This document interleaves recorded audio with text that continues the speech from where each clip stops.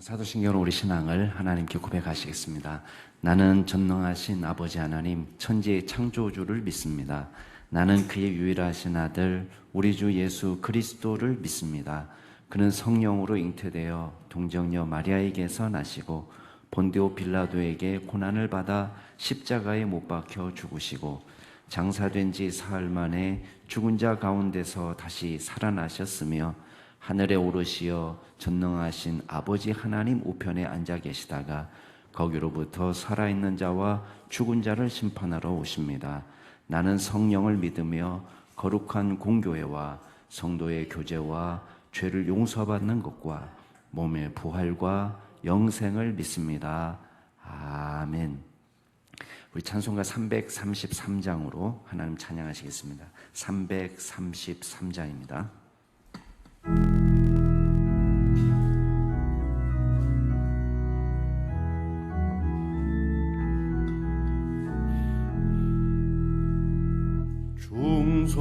충성하라 죽도록 충성하라 주님께 슬픔이나 괴로움이 주의 사랑 못 끊으리 충성하라 죽도록 충성하라 끝까지 충성하라 죽도록 충성하라 주님께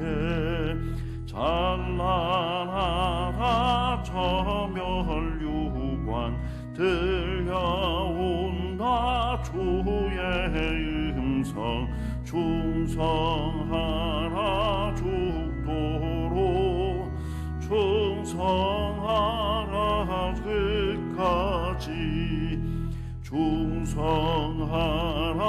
죽도록 충성하라 주님께 항상 내가 힘쓰오니 주님 나를 도우소서 충성하라 그토록 충성하라 끝까지 아멘.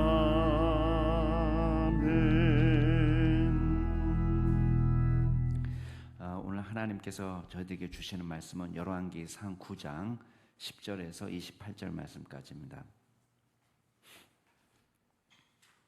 열왕기상 9장 10절부터 28절 말씀까지.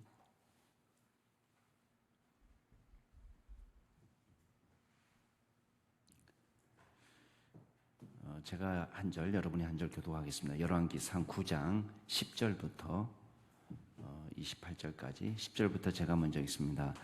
솔로몬이 두 집 곧 여호와의 성전과 왕궁을 20년 만에 건축하기를 마치고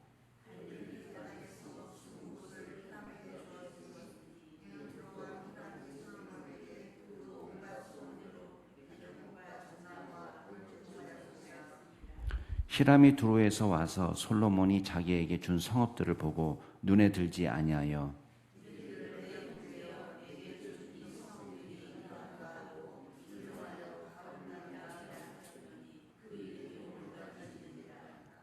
히람이 금 120달란트를 왕에게 보내었더라.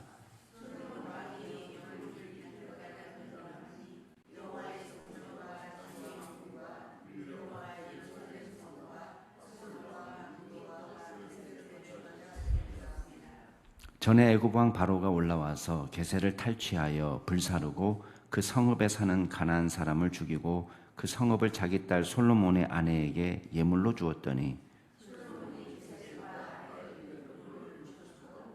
또 바알랏과 그 땅의 들에 있는 다드몰과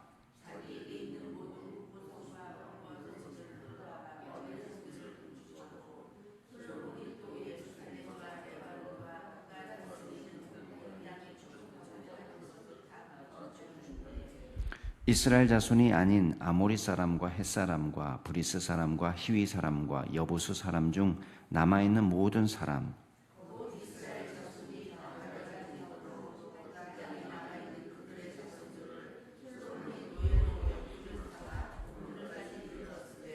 다만 이스라엘 자손은 솔로몬이 노예를 삼지 아니하였으니 그들은 군사와 그 신하와 고관과 대장이며 병거와 마병의 지휘관이 됨이었더라.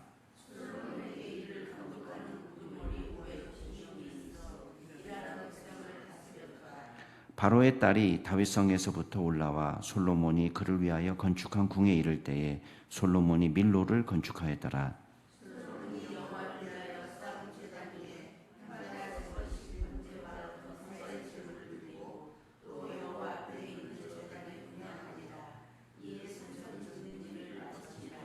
솔로몬 왕이 에돔 땅 흥의 물가의 엘롯 근처 에시온 게벨에서 배들을 지은지라.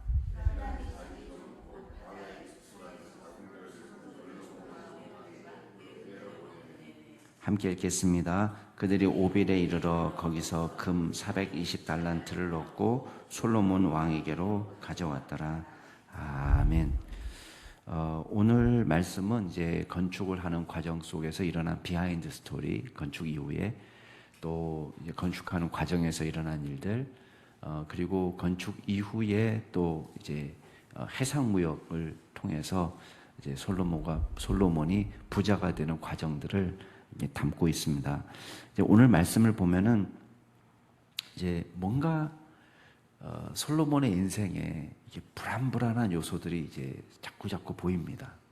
그러니까 우리가 아까 찬송도 충성하라 죽도록 충성하라 끝까지 이렇게 노래했지만 우리가 인생을 살다 보면은 타락하기 충분히 긴 시간을 사는 것 같습니다. 그러니까 끝까지 우리가 순전한 마음으로 하나님을 섬기고 예배하는 참 그런 인생이 성경에 많지가 않습니다. 그래서 안 좋았다가 점점 좋아지는 그런 사람이 있는 반면에 예를 들면 이제 사도 바울 같은 경우는 정말 안 좋았다가 점점 좋아지는 케이스지만 중간에 또 한번 삐끗하는 경우는 이제 다윗과 같은 케이스고 그 다음에 점점 안 좋아지는 케이스도 있는 거예요. 예. 솔로몬의 경우가 우리가 알고 있는 열왕기 상의 기록만으로는 점점 안 좋아집니다. 그래서 어떤 사람은 솔로몬의 구원 문제까지 의심할 정도로 솔로몬이 심각하게 타락한 것이 아닌가라고 생각을 하기도 합니다. 그런데 물론 나중에 말년에 이제 회개했다고는 이야기하는데 어쨌든 간에 솔로몬이 이렇게 저지른 악행들이 이스라엘 전체 역사에 끼친 악영향이 적지가 않습니다. 오늘 말씀도 보면 마찬가지인데 일단은 이 히람 왕에게서 신세를 많이 졌거든요. 히람 왕에게 이제 나무 백향목 특별히 백향목, 잣나무 이게 필요한 대로 다 갖다 써라. 사실 이거는 솔로몬이 닦아놓은 일이 아니고 아버지 다윗 왕과 히람 왕 사이가 좋았기 때문에 가능했던 일입니다. 그래서 굉장히 큰 호의를 얻고 또 금도 굉장히 많이 제공했어요. 여기 보면 14절에 보면 금 120달란트를 제공했다 하는 것을 이야기하는데 120달란트면은 4톤 정도에 해당되는 금이거든요.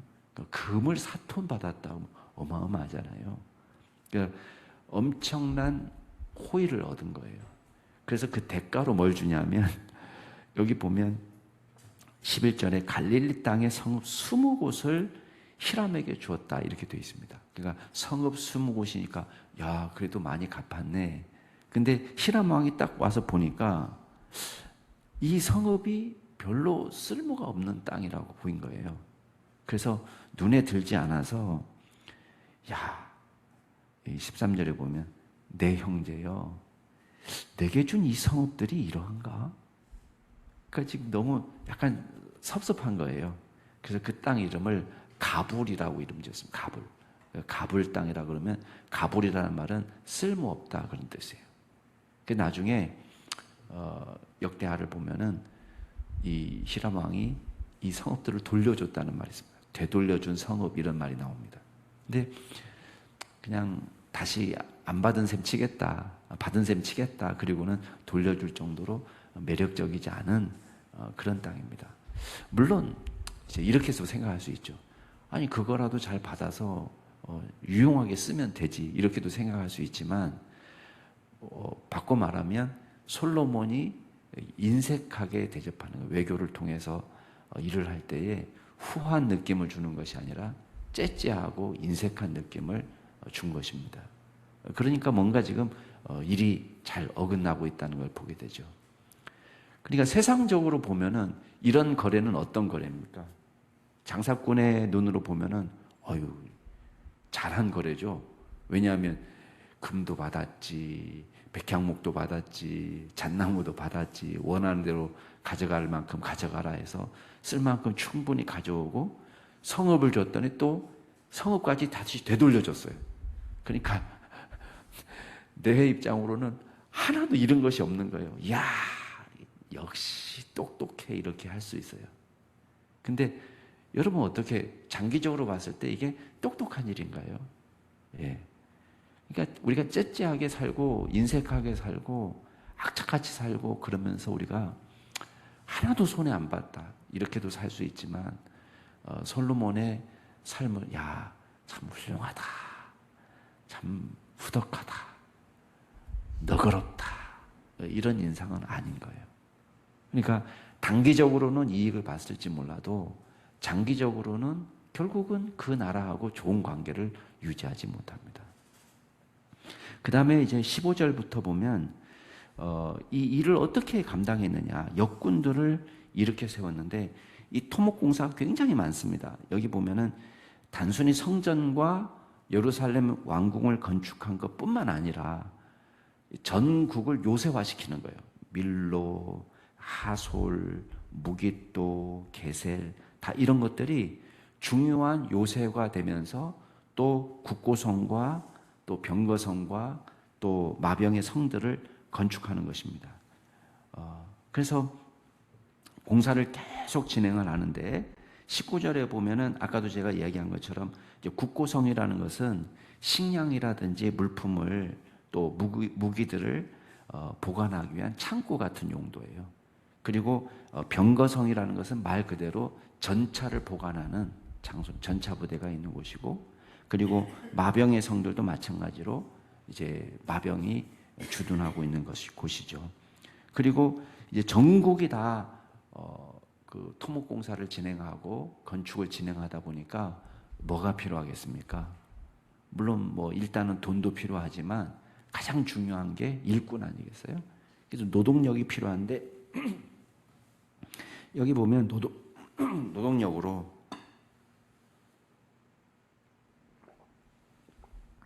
20절에 보면은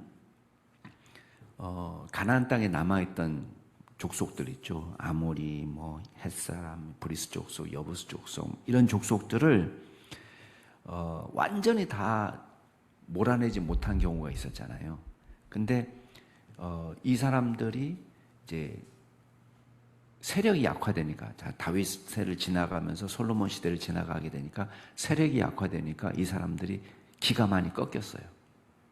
이 사람들을 대신 노예로 삼아가지고 일을 부려먹었습니다. 근데 이것도 사실은 하나님의 말씀에 완전히 순종한 건 아니에요. 하나님께서는 이 가나안 백성들의 그 우상 숭배 관습을 이제 경계하셨기 때문에 이 사람들을 쫓아내고 상종하지 않기를 바라셨지만 지금 이 사람들을 데리고 이제 부려먹는 일을 하는 거예요. 그러니까 부려먹을 수 있다는 것은 뭘 의미하겠어요? 우리 마음대로, 내가 마음대로 할 수 있다는 걸 의미하는 거예요. 그렇죠? 아무나 노예 삼을 수 있나요? 아무나 부려먹을 수 있나요? 마음대로 처분할 수 있는 힘을 가졌음에도 불구하고, 옛날 사사기 시대에는 힘이 없어서 이 사람들을 완전히 몰아내지 못했는데 지금은 힘을 가졌는데 그 힘을 몰아내는 데 쓰지 않고 뭘로 쓰냐? 자기 편의를 위해서 이 사람들을 이용해 먹는 데 쓰는 거예요. 그러니까 이것도 사실은 온전한 순종이라고 보기는 어렵습니다. 그 다음에 21절에 보면 역군을 삼았다는 얘기가 나오고, 자, 22절에 보면은 이스라엘 자손은 이제 노예로 삼지 않고 일을 시키는 지휘관으로 삼습니다. 이 사람들 노예를 지휘하는 지휘관으로 삼아서 신하, 고관, 대장, 병거, 마병의 지휘관 이렇게 해서 23절에 보면은 이 일을 감독하는 우두머리가 550명이나 되었다고 되어 있습니다. 자, 이게 여기서 끝나는 게 아닙니다. 사실은 이것만 일하는 것이 아니라 그 열왕기상 앞에 우리 5장에서 봤을 때는 벌써 백향목이라든지 잣나무라든지 이걸 배워오는 벌목공이 필요하잖아요. 그러니까 지금도 사실은 벌목 하는 일이 이제는 도구가 너무 좋아져 가지고 옛날보다 쉽지만 이 러시아 벌목공 삶을 보면은 굉장히 그냥 인간적인 그런 굉장히 힘든 일이라고 알려져 있잖아요. 근데 그 일을 지금 누구를 시키느냐 하면은 이스라엘 백성들을 조를 짜 가지고 3만 명을 세계조로 나눠 가지고 이걸 보냈다고요. 그래서 만 명씩 그걸 일을 시키고 그 다음에 짐꾼들 그걸 옮겨오고 이제 돌을 또 채석하는 일을 하기 위해서 또 노예를 부리는데 이거는 이방 사람들을 노예를 부리는 거예요. 아까 말한 여부수 사람, 히윗 사람, 브리스 사람, 해족소 이런 사람들에게 이 노예를 시키는데 노예를 15만 명을 동원합니다. 그러니까 어마어마한 숫자죠. 15만 명이면. 그러니까 여기는 물론 숫자가 나와 있지 않지만 그리고 그 사람들을 지휘하는 이스라엘 사람들이 3,300명이 필요한 거예요. 그러니까 생각을 해보세요. 지금 성전을 건축하는데 이미 어마무시한 에너지를 쓴 거예요. 그리고 벌목일을 3만 명을 보낼 때에 세조를 짰다고 그랬잖아요. 그러면 10,000명이 거기 가서 레바논에서 일을 할 동안 2달 동안 여기서 농사 지어요. 그 다음에 자기 순번되면 다시 레바논으로 10,000명 가고 돌아가면서 그러니까 농사도 평일엔 지어야지 또 가서 일도 해야지 그러니까 여러 가지 일이 겹쳐지면서 이게 계속 누적이 되는 거예요. 피로가. 그러니까 솔로몬 통치 이 전체가 거의 토목공사였다고 보시면 됩니다. 그러니까 피로도가 계속 쌓이는 것이죠. 자, 그리고 24절에 보면은 이제 바로의 딸을 드디어 그 예루살렘에 데리고 올 수 있는 별궁을 따로 만들어서 데리고 왔단 말이에요. 그러니까 그냥 일반 왕궁에 있지 않고 이제 우상 숭배하는 사람이라고 따로 이제 별궁을 마련해서 나름대로는 이제 여호와의 전에 이제 왕궁과 연결돼서 이게 드나들면서 예배하는데 부정하다 생각되니까 나름대로 머리를 쓴 것이 별궁을 만들어서 바로의 딸을 데리고 온 거예요. 그러니까 이 별궁은 사실 바로의 딸만 있는 것이 아니라 온갖 이방 여자들이 이제 머물고 있는 장소가 되는 곳이죠. 그리고 그때에 밀로를 완공했다고 되어 있습니다. 밀로는 이제 요새 가운데 하나입니다. 예루살렘을 지키는 요새 가운데 하나를 해서 단단하게 나름대로는 방비를 한 것입니다. 그리고 25절에 이제 해마다 3번씩 아마 주요 절기 때 드렸을 겁니다. 번제와 감사의 제물을 드리고 하나님 앞에 분향했다라는 말을 마치고 성전 일을 마무리하는 이야기가 나옵니다.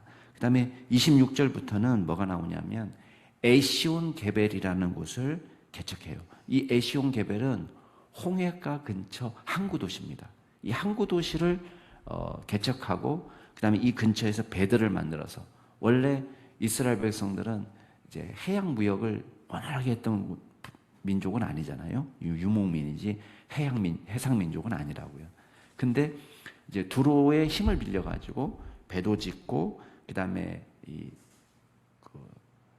선원들, 선장들도 양성을 해 가지고 멀리 오빌에 가 가지고 금을 가져올 정도로 420달란트라는 것은 14톤 정도에 해당되는 분량입니다. 그러니까 꽤 많은 양의 금을 가져오고 나중에 보면 알겠지만 온갖 것들을 다 수입합니다.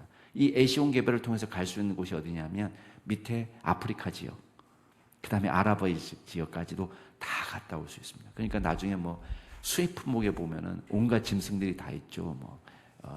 그 원숭이까지 다 있을 정도로 공작, 원숭이 하여튼 희한한 동물들까지도 다 가지고 와서 동물원을 할 정도로 그렇게 무역을 하는 거예요. 자, 오늘 말씀을 통해서 우리가 몇 가지만 생각해 보겠습니다. 첫 번째는 우리가 세상에 살아가면서 우리에게 도움을 베풀어 주신 분들을 기억하고 감사하고 은혜를 보답하는 그런 삶을 살자는 것입니다. 여러분, 믿는 사람들이 인색하다는 말을 들으면 안 돼요. 우리가 잔머리를 굴려서 당장의 이익에 우리가 주목하면은 사실 우리가 솔로몬의 모습을 우리가 제3자 입장에서 볼 때도 참 너무했다. 그렇게 도움을 많이 받았는데 그냥 쓸모없는 성읍을 줬더니 야, 그냥 받은 셈 치게 너 그냥 다시 가져 라고 돌려주니까 우리가 그냥 땡 잡았다 만세 이렇게 할 일이냔 말이죠. 그건 좋은 일이 아닌 것입니다. 그래서 이거는 현명한 거래가 아니고 사실은 불공정하고 매우 인색한 행동인 것입니다. 그래서 저와 여러분이 우리가 살아갈 때에 인색하다는 인상을 주면 안 돼요. 참 저분 만나면 내가 만날 때마다 내가 뭔가 손해보는 느낌이야 라면은 이게 잘못된 것입니다.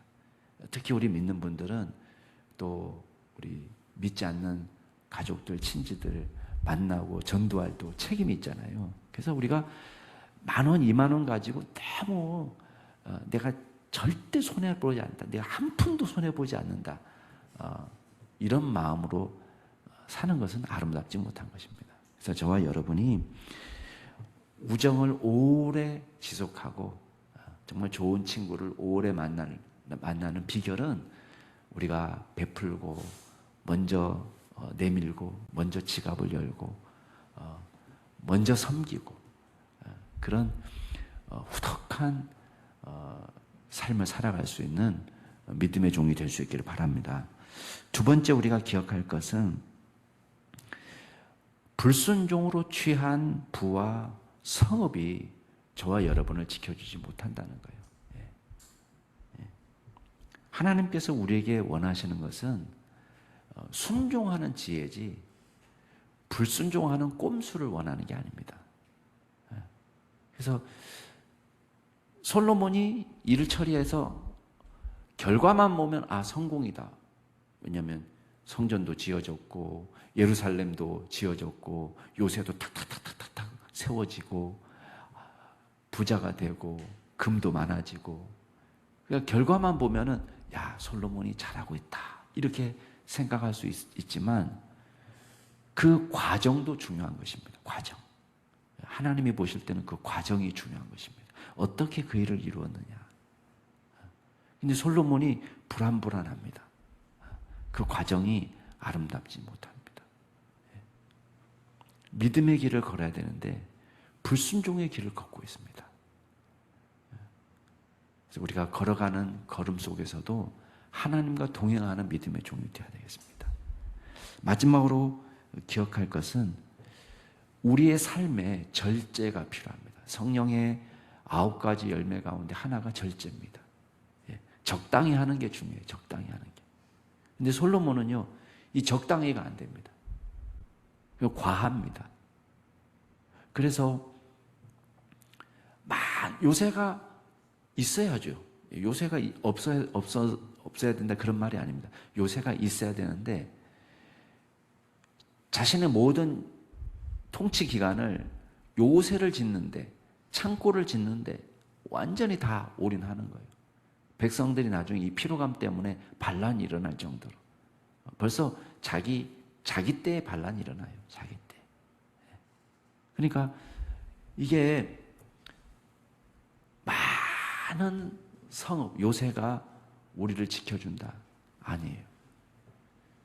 하나님께서 약속하신 건 뭡니까? 네가 내게 계명과 법도와 규례를 지켜 행하면 나를 떠나지 않으면 내가 내 왕위를 영원히 견고하게 하고 그리고 다윗의 위에서 왕위가 후손들이 끊어지지 않게 하겠다는 약속이에요. 그게 하나님의 약속입니다. 그러나 솔로몬은요 수많은 요새를 짓습니다. 단단하게 정말 절대 이렇게 침공해도 저렇게 침공해도 이렇게 침공해도 다 계산해가지고 절대 패하지 않으리라. 그러나 그것으로 나라를 지키는 게 아닙니다. 우리를 보호하는 것은 하나님께서 우리를 지켜주시는 것이지 우리 인간적인 작전을 다 세우고 머리를 쓰고 그것으로 우리를 지킬 수 없다. 그래서 우리가 물론 할 수 있는 일을 하지만 우리 수준에 맞게끔 우리 힘을 넘어가는 것은 무절제한 거예요. 절제라는 건 뭡니까? 우리 힘에 맞게끔 하는 거예요. 우리 힘에 맞게끔. 예. 막 빚을 내면서 막 영끌하면서 그거는 우리 힘에 맞지 않는 거예요. 그래서 우리 힘에 맞게끔 하는 것이 하나님이 기뻐하시는 일이다. 그래서 결국은 이 강한 요새가 솔로몬의 왕위를 지켜주는 것도 아니고 또 그 후손들의 나라를 지켜주는 것도 아닙니다. 요새가 없어서 무기가 모자라서 그것이 아니고 하나님을 떠나서 망하게 되는 거예요. 그래서 우리의 일은 하지만 하나님께서 우리의 주인이시고 내 삶을 지켜주신다는 믿음을 갖고 주님 안에서 살아가는 저와 여러분이 되기를 주의 이름으로 축복합니다. 같이 한번 기도하겠습니다. 이 시간 기도하실 때에 우리 추석에 우리 가족들과 친지들을 만납니다. 하나님께서 우리에게 은혜 주셔서 넉넉하고 후덕한 믿음의 사람으로 살아갈 수 있도록 내가 10원 한 장, 1원 한 장 손해보지 않는다는 인색한 태도가 아니라 우리가 넉넉하게 베푸는 그런 믿음의 사람을 될 수 있도록 위해서 기도해 주시고, 두 번째는 우리 한국 교회를 위해서 기도하겠습니다. 특별히 우리 한국 교회 목회자들 그리고 우리 대한예수교 장로회 통합 측 여러 신학교들을 하나님께서 지켜주시고 정말 하나님의 귀한 일꾼들을 배출하는 그런 신학교가 되도록, 또 우리 한국 교회가 말씀과 기도 위에 든든히 세워지고 성령으로 충만한 교회가 되도록 위해서 기도해 주시고, 우리 마지막으로 기도하실 때에 아마 오늘부터 또 고향을 방문하는 우리 성도들 계실 줄 압니다. 오고 가는 발걸음 안전하게 지켜주시고, 또 추석 명절 지내는 동안에 우상 숭배하지 않고 또 믿음의 본을 보이고 또 전도할 수 있는 은혜 달라고, 또 우리 환우들을 생각하시면서 함께 기도하겠습니다. 오늘 말씀을 생각하면서 한국 교회와 장로회 신학교를 비롯한 우리 교단 산하의 신학교들, 또 우리 귀성하는 우리 고향 방문하는 성도님들, 환우들 위해서 동성으로 기도하겠습니다. 존귀하신 하나님 아버지 감사드립니다. 주여, 오늘 말씀을 통해서 우리가 우리 자신을 돌아봅니다. 우리가 계산에 빠르고 또 약삭 빠르고 또 손해보지 않고 모든 치밀하게 모든 일들을 이루는 사람보다도 하나님, 우리가 후덕하고 또 너그럽고 또 자비로운 그런 믿음의 삶을 보일 수 있도록 도와주시옵소서. 하나님, 우리가 10,000원 한 장, 또 1,000원 한 장, 10원 한 장 때문에 우리가 애를 태우는 사람들이 되는 것이 아니라 하나님, 넉넉하게 나눠주고 호의 주님 베푸는 귀한 믿음의 종이 될 수 있도록 주여 인도하여 주옵소서. 그리하여 우리가 세상에서 살아갈 때에 아버지, 인색하다는 말보다는 그래도 후덕하다는 말을 들으면서 살아갈 수 있도록 하나님, 저희들을 채워주시고 하나님, 믿는 사람으로서 본을 보일 수 있는 저희들 될 수 있도록 주님께서 역사하여 주시옵소서. 하나님, 이 한국교회를 주님께서 불쌍히 여겨 주옵소서. 특별히 각 교회를 섬기고 있는 목회자들 가운데 주께서 함께하여 주시고 성령으로 충만케 하여 주시고 주님과 동행하게 하여 주시고 하나님을 기쁘게 해드리는 믿음의 종으로 살 수 있도록 도와주시옵소서. 하나님, 주님께서 역사하여 주셔서 주여, 우리 한국교회 목회자들이 말씀과 더불어 살게 하여 주시고 기도로 나아가게 하여 주시고 성령으로 충만하게 하여 주시고 하나님의 사랑으로 충만하게 채워질 수 있도록 주여 인도하여 주옵소서.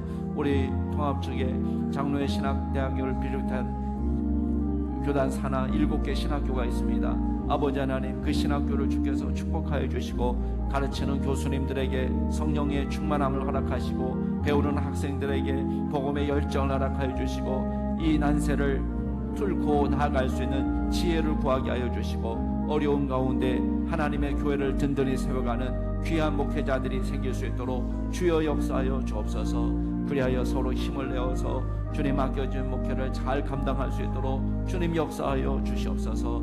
하나님의 교회를 든든히 세울 수 있도록 도와주시옵소서. 아버지 하나님, 이제 오늘부터 또 고향을 방문하는 분들 계십니다.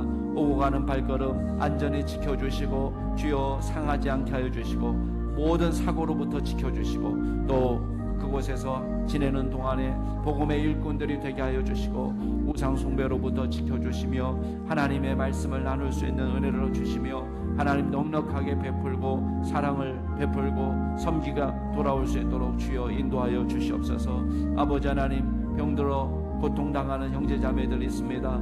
하나님께서 일일이 찾아가 주시고 안수하여 주옵소서. 우리 이세영 집사님, 박재은 집사님, 이재은 집사님, 손미심 집사님, 하나님 안수하여 주셔서 주여 깨끗하게 치료하여 주시고 회복하는 은혜를 경험할 수 있도록 주여 인도하여 주옵소서. 하나님께서 영적으로나 육적으로나 강건하게 하여 주시고 하나님의 은혜를 사모하는 믿음의 종들이 되게 하여 주옵소서.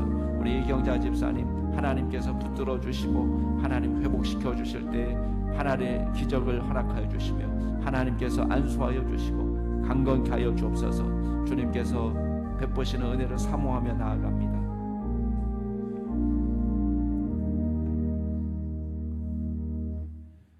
존귀하신 하나님 아버지, 감사를 드립니다.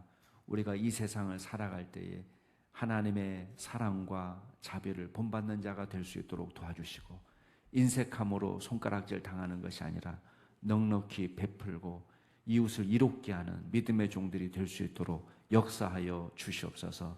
하나님의 귀한 일들을 이루는 모든 과정 가운데서도 주님, 우리가 순종함으로 나아가게 하시고 주님이 원하시고 기뻐하시는 믿음의 삶을 결단하며 거룩한 삶을 살아갈 수 있는 저희들 되게 하여 주옵소서. 우리는 연약하나 주님은 강하십니다. 우리를 붙잡아 주시고 이끌어 주시옵소서. 감사드리며 예수 그리스도 이름으로 기도드리옵나이다. 아멘. 하늘에 계신 우리 아버지, 아버지의 이름을 거룩하게 하시며 아버지의 나라가 오게 하시며 아버지의 뜻이 하늘에서와 같이 땅에서도 이루어지게 하소서. 오늘 우리에게 일용할 양식을 주시고 우리가 우리에게 잘못한 사람을 용서해 준 것 같이 우리 죄를 용서하여 주시고 우리를 시험에 빠지지 않게 하시고 악에서 구하소서. 나라와 권능과 영광이 영원히 아버지의 것입니다. 아멘. 오늘도 주 안에서 복된 하루 되시기 바랍니다.